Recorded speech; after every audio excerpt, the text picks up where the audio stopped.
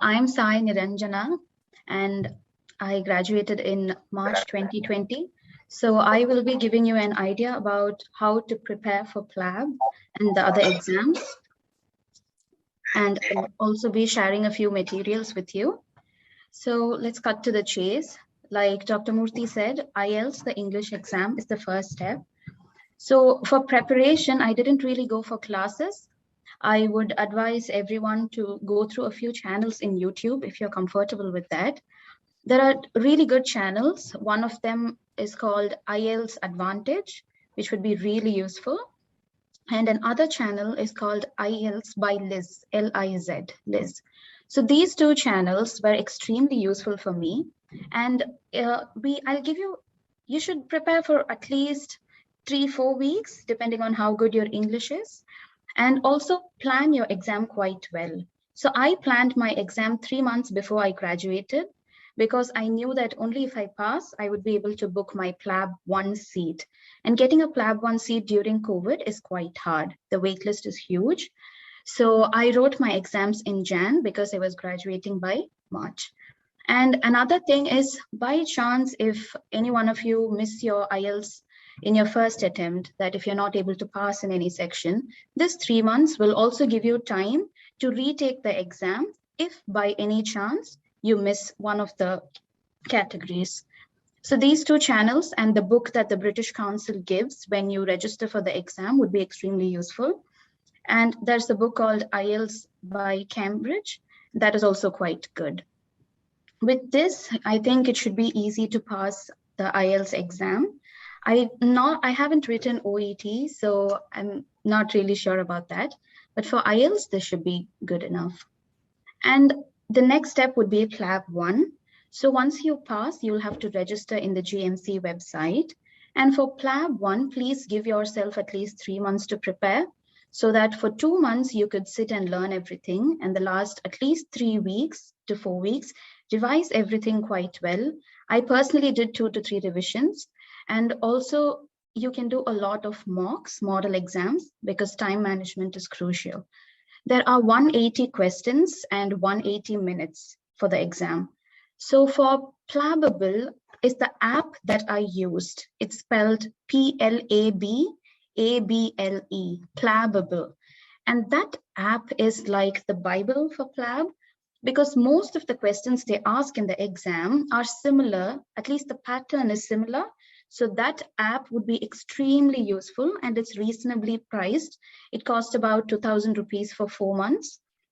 And the exam fee for PLAB 1 would be £250. And for IELTS, the fee would be around 18,000 Indian rupees. So these exams are quite expensive. So it would be good if you could give yourself the time to prepare and then appear for the exam. Other than this Plabable app, if you want to go through, you could go through Oxford Handbook of Medicine, which Dr. Murthy suggested. But it's personally, I felt that it's quite hard because there are multiple topics, very precise. So I preferred making notes from the app, the multiple choice questions.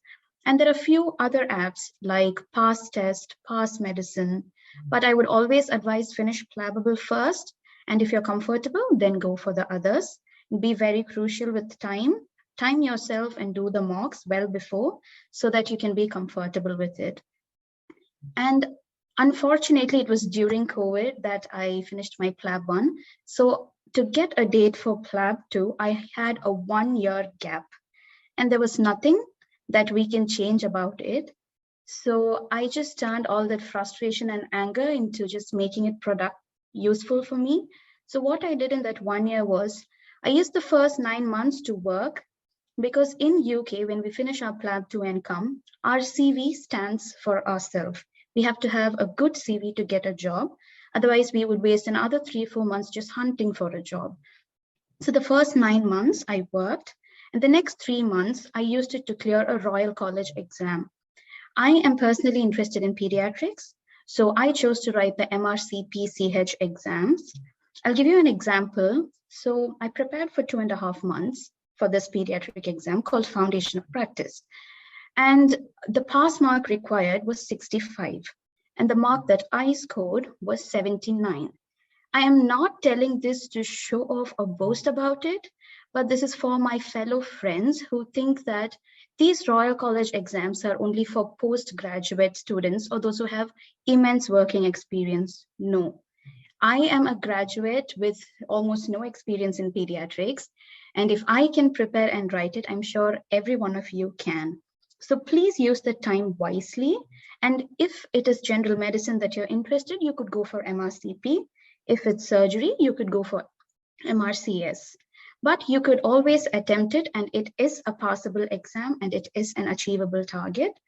And another thing you could do, which I did, was come to the UK for a clinical attachment before my PLAB 2 exam. So we can get a visa with PLAB 2 exam as our need for the visit to UK.